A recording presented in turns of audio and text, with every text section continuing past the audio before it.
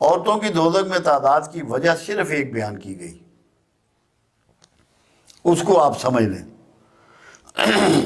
رسول اللہ صلی اللہ علیہ وسلم کا گزر ایک دن قبرستان سے ہوا، ایک تازہ قبر پر آپ رک گئے اور پوچھا گیا کہ یہ کس کی قبر ہے؟ لوگوں نے بتایا یہ فلاں محلے میں رہنے والی فلاں عورت کی قبر ہے۔ فرمایا اس پہ عذاب ہو رہا ہے، جاؤ دیکھ کے آؤ، پوچھو اس کی معلومات کرو کہ اس کے اعمال کیا تھے۔ جب معلومات کی گئیں تو پتہ لگا بہت زیادہ نمازی، نوافل پڑھنے والی، صدقہ و خیرات کرنے والی، نفلی روزے رکھنے والی خاتون تھی۔ آپ نے فرمایا نہیں، پوری معلومات کر کے آؤ۔ جب پوری معلومات کی گئی تو پتہ لگا کہ دوسروں کی ٹو میں ہر وقت لگی رہتی تھی۔ آپ نے فرمایا یہ ٹو میں لگنا اس کے سارے باقی اعمال کو کھا گیا۔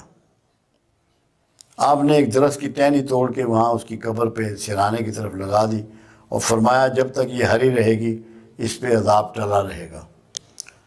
اس مثال دینے کا مقصد صرف یہ ہے کہ اگر مستورات جو اس میں بہت زیادہ ملوث ہیں، غیبت کرنے میں، دوسروں کی ٹو لگانے میں، یہ کپڑا کہاں سے لائی ہے، کون سی دکان سے لائی ہے، کتنے کا خریدا ہے، جوتا کہاں سے لائی ہے، اس نے جویلری کہاں سے بنائی ہے، اس کے گھر کون آ رہا ہے، پکا کیا ہے، مہمان کون آیا ہے، جب دوسروں کے بارے میں غور و فکر کریں گی، دھیان رکھیں گی، ٹو میں رہیں گی تو سارے اعمال ضائع ہوں گے۔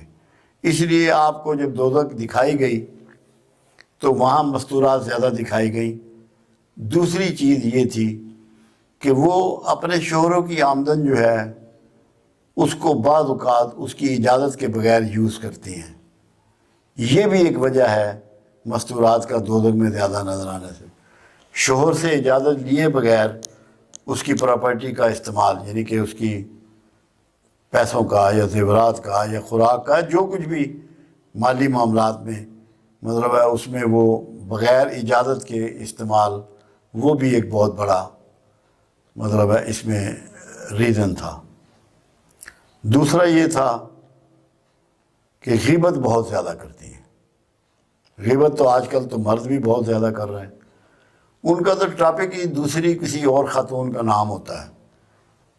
میں تو اپنے گھر میں اللہ کا شکر ہے یہ کوشش میں کامیاب ہوں کہ میں کسی کا تذکرہ اپنے گھر میں ہونے ہی نہیں دیتا کہ غیبت کی نوبت ہی نہ آئے۔ کسی بھی غیر حاضر کا تذکرہ ہم یہاں بھی نہیں کرتے۔ مرکز میں بھی ہماری یہ عادت ہے کہ ہم اس دوسروں کی بات نہیں کرتے، کیونکہ ہم جو بات سامنے نہیں کر سکتے وہ پیچھے کیوں کریں۔